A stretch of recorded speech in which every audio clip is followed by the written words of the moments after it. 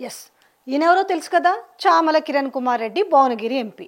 ఏదన్నా కానీ మంచి కామెడీ మాటలు మాట్లాడతాడు, మంచి కంటెంట్ కూడా ఇస్తాడు. ఒక విధంగా సోషల్ మీడియాకి అయితే చెప్పాలంటే 10 మంది ఫిరాయింపు ఎమ్మెల్యేల విషయంలో ఈయన మాట్లాడిన మాటలు విన్న తర్వాత మీకు అసలు సబ్జెక్టు నేను చెప్తా.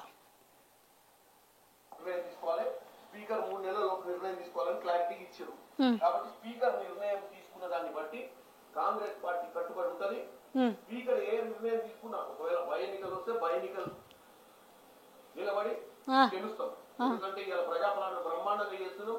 ప్రజలు మా వైపులు వీళ్ళేదో 2024 దాకా 2028 29లో తొడగొడతామంటారు కదా, వాళ్ళకు కూడా మంచి అవకాశం ఆడోపిడో తెలుసుకున్నాం. సూపర్. అరే ఏమంటున్నాడు, స్పీకర్ 3 నెలల్లో నిర్ణయం తీసుకోవాలి, నిర్ణయం తీసుకున్నా మంచిదే, ఈరోజు సుప్రీంకోర్టు దానికి కూడా మేము స్వాగతిస్తున్నాము అని చెప్పిండు కదా. అయితే ఏమన్నాడు, అనర్హత వేటు వేస్తే మేము బై ఎలక్షన్లకు పోతాము, సో 10 మందిని గెలిపించుకుంటాము, 10 మంది గెలుస్తారు, కాంగ్రెస్ పార్టీ నుంచి గెలుస్తారు అని చెప్పిండు. అయితే నేను ఒక మాట చెప్తున్నా, చామల కిరణ్ కుమార్ రెడ్డి గారు, ఒకసారి మీరు ముఖ్యమంత్రి కన్నా సలహా ఇవ్వరు, లేదంటే మీరన్నా మాట్లాడరి. మరి 10 మంది ఎమ్మెల్యేల విషయంలో అనర్హత పిటిషన్ వచ్చిందాక ఎందుకు, ఆ పరువు తీసుకున్నాడు ఎందుకు? మరి డైరెక్ట్గా వాళ్ళతో రాజీనామా చేయించి ఎలక్షన్లకు పోవచ్చు కదా. దీంట్లే అంటారు ఊకదంపుడు ఉపన్యాసాలు అంటారు. ఏం చేసిరని గెలుస్తారు? ఏం చేసిరని గెలుస్తారు? 10 మందా? అందులో ఒక్కరన్నా గెలుస్తారా? అసలు మీకు 10 మందికి అనర్హత పిటిషన్ వేస్తే 10 మందికి అసలు ఏ సమస్యలు లేకుండా 10 మందికి టికెట్లు ఇచ్చే దమ్ముందా అసలు వాస్తవానికి? ఇప్పుడు పటాన్ చెరువు ఉంది, ఆల్రెడీ మీకు ఆడ కంటెస్టెడ్ ఎమ్మెల్యే ఉన్నాడు, ఊకుంటాడా? ఇటు బీఆర్ఎస్ కార్యకర్తలు మీకు సపోర్ట్ చేయరు, కాంగ్రెస్ కార్యకర్తలు సపోర్ట్ చేయరు. ఎవరికి? ఈ 10 మంది ఎమ్మెల్యేల పైన అనర్హత వేటు వేస్తే మీరు వాళ్ళని గెలిపించుకుంటాము, గెలుస్తారు, చాలా బాగుంది, తొడగొట్టుడు ఎందుకు, 28 దాకెందుకు, ఇప్పుడే మేము 10 మంది ఎమ్మెల్యేలకు సంబంధించి గెలుపు ఖాయము అన్నట్టుగా చెప్తున్నారు కదా. స్పీకర్ అనేట ఆయననే నిర్ణయం తీసుకోవాలి, స్పీకర్ 3 నెలల్లో నిర్ణయం తీసుకోవాలని క్లారిటీ ఇచ్చారు. కాబట్టి స్పీకర్ నిర్ణయం తీసుకున్న దాన్ని బట్టి కాంగ్రెస్ పార్టీ కట్టుబడి ఉంటుంది. స్పీకర్ ఏ నిర్ణయం తీసుకున్నా ఒకవేళ బై ఎన్నికలు వస్తే బై ఎన్నికలు నిలబడి గెలుస్తాం. ఎందుకంటే ఇవాళ ప్రజాపాలన బ్రహ్మాండంగా చేస్తున్నాం. అరే వాళ్ళు ఇంతగా 10 మంది ఎమ్మెల్యేలే చెప్తలేరు, మేము కాంగ్రెస్ పార్టీ కండువా కప్పుకున్నామనే చెప్తలేరు. వాళ్ళు ఆల్రెడీ ఇంతకుముందు హైకోర్టులో అఫిడవిట్ దాఖలు చేసిన విషయం మీరేమైనా మర్చిపోయారా ఏంది? మేము బీఆర్ఎస్ పార్టీలోనే ఉన్నాము, మేము కాంగ్రెస్ పార్టీలో చేరలేదు.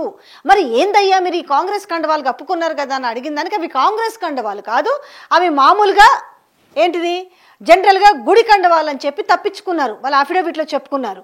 మరి మీరు వచ్చేంది వాళ్ళు బాజాబ్తో ఇరికిస్తారు ఎందుకు? కనీసం ఒకసారి ఆ 10 మంది ఫిరాయింపు ఎమ్మెల్యేలతోటి ఇగో నేను ఇట్లా ప్రెస్ మీట్లో చెప్పి మాట్లాడాలనుకుంటున్నానని చెప్పినా మాట్లాడిరా మీరు? కనీసం మేము సిద్ధమే, వాళ్ళ మీద అనర్హత వేటు పడితే మేము సిద్ధమే, బై ఎలక్షన్లో గెలుస్తామని మీరు చెప్పిండ్రు.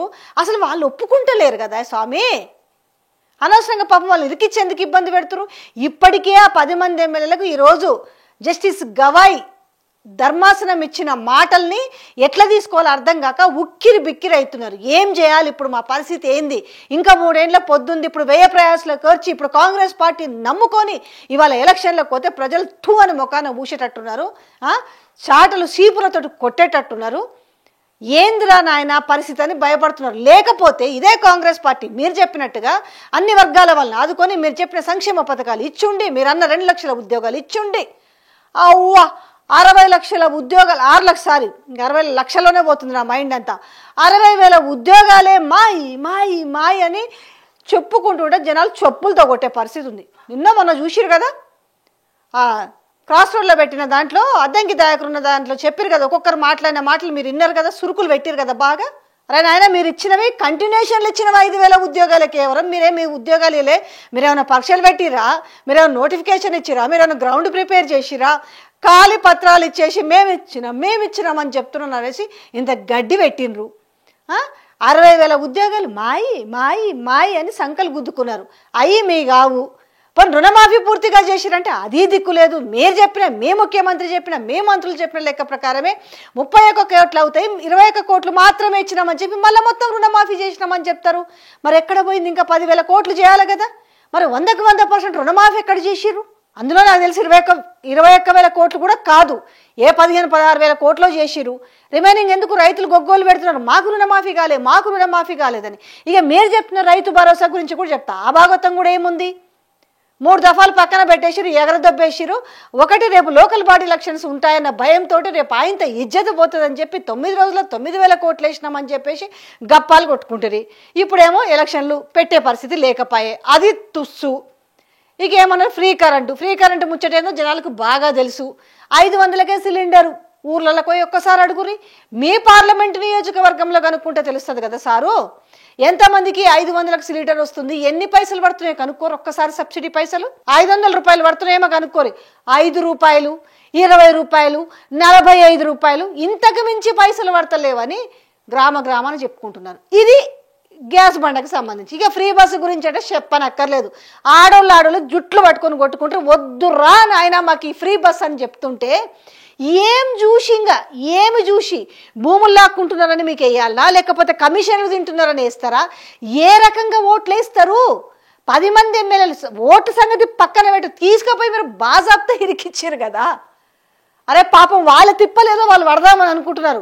అట కేసీఆర్ అన్న కలవాలనా, లేకపోతే మా తిప్పలు మేము బీఆర్ఎస్లో ఉన్నామని చెప్పుకుందామా? వాళ్ళ తిప్పలేదో వాళ్ళు పడుతుంటే మీరేం బాజాబ్తా వచ్చేసి లేదు మాకు వస్తే మంచిదే, మేము స్వాగతిస్తున్నాము, మేము బై ఎలక్షన్లోకి పోతాము, బై ఎలక్షన్లోకి పోయి 10 మందిని గెలిపించుకుంటున్నామని చెప్తుంటే మీకు ఏం చెప్పాలి మహాప్రభో?